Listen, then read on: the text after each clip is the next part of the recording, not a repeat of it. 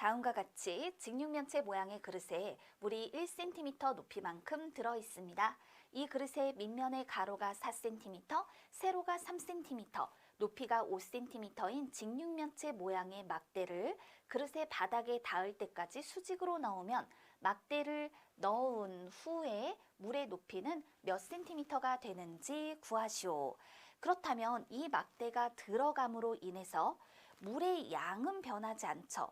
다만 그 높이가 더 높아지게 될 거예요. 막대를 넣은 후에 물의 높이를 구해보도록 하겠습니다.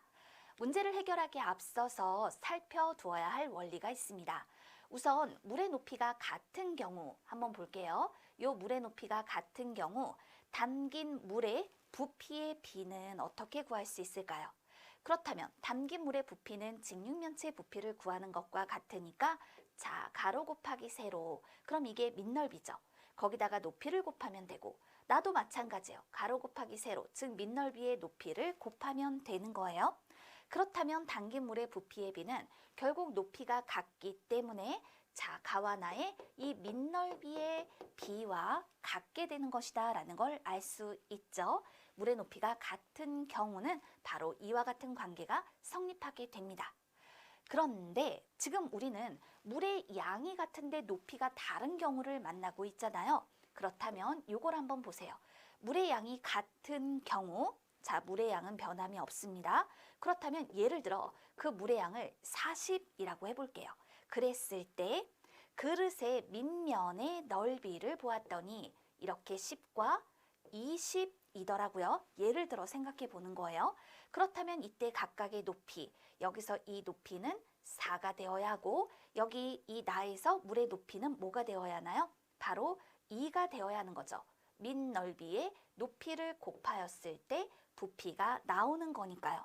그렇다면 그릇의 밑면의 넓이의 비는 어떻게 되나요?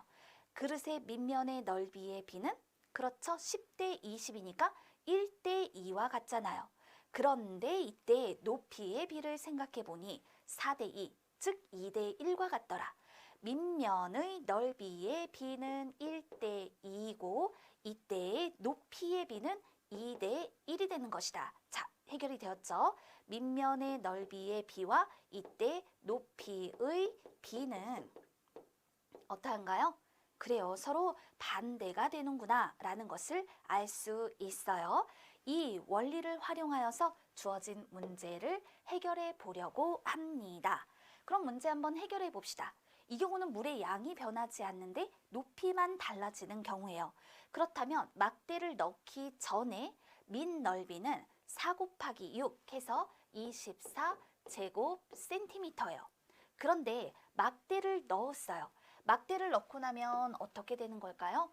그렇다면 물이 높아지죠? 막대가 닿은 부분만큼은 어때요? 그렇죠. 넓이에서 제외를 시켜야 돼요. 즉 4, 6의 24인데 3, 4, 12만큼을 빼줘야 된다는 얘기죠.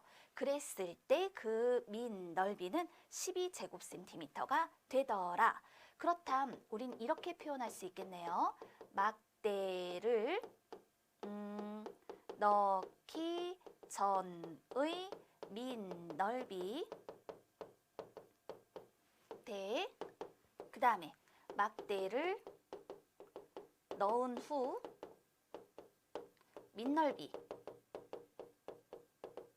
자, 요 비를 표현하게 되면 요것은 어떻게 표현이 된다? 방금 구해두었던 24대 12 요렇게 표현이 되는 것이더라. 됐나요? 그런데 이것을 우리는 어떻게 표현을 할 수 있느냐? 막대를 넣기 전에 밑넓이와 막대를 넣은 후 밑넓이의 비는 이것을 높이의 비로 표현했을 때 막대를 넣은 후의 높이 대 자, 막대를 넣기 전의 높이 이렇게 표현을 할 수 있는 거잖아요.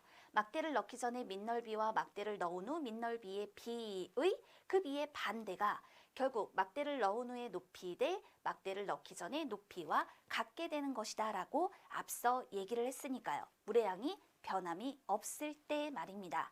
그랬더니 이것이 뭐가 된다? 2대 1 이렇게 표현 표현이 된다라는 거죠.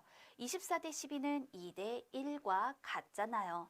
그렇다면 막대를 넣기 전의 높이의 2배가 막대를 넣은 후의 높이가 된다라고 말할 수 있는 것이죠. 막대를 넣기 전 높이는 1cm였어요. 그렇다면 막대를 넣은 후의 높이는 몇 cm? 2cm가 됩니다. 라고 말할 수 있겠습니다. 이 관계를 살펴서 문제를 해결해 주면 되는 거예요. 그렇지만 이 문제는요, 또 다른 방법으로도 문제를 해결해 줄 수 있어요. 물의 양의 변함이 없다라고 했으니까 물의 부피가 같다라는 원리를 활용해 주면 돼요. 그렇다면 처음 물의 부피는 어떻게 되죠? 4 곱하기 6 곱하기 1, 요걸 통해서 물의 부피를 구할 수 있죠. 그런데 막대를 넣었어요. 그래도 물의 부피는 같단 말입니다. 그런데 이때 막대를 넣음으로 인해서 뭐가? 높이가 달라지죠. 그래서 그 높이를 세모라고 한번 표현을 해보도록 할게요. 막대를 넣었어요. 막대가 바닥에 딱 닿았습니다. 바닥에 닿은 부분만큼은 물이 없을 거예요. 그러니까 밑 넓이를 구하면 4 곱하기 6 빼기 4 곱하기 3 이렇게 표현이 되고 그 다음에 뭐죠? 높이는 세모. 이 값이 서로 같아져야 합니다.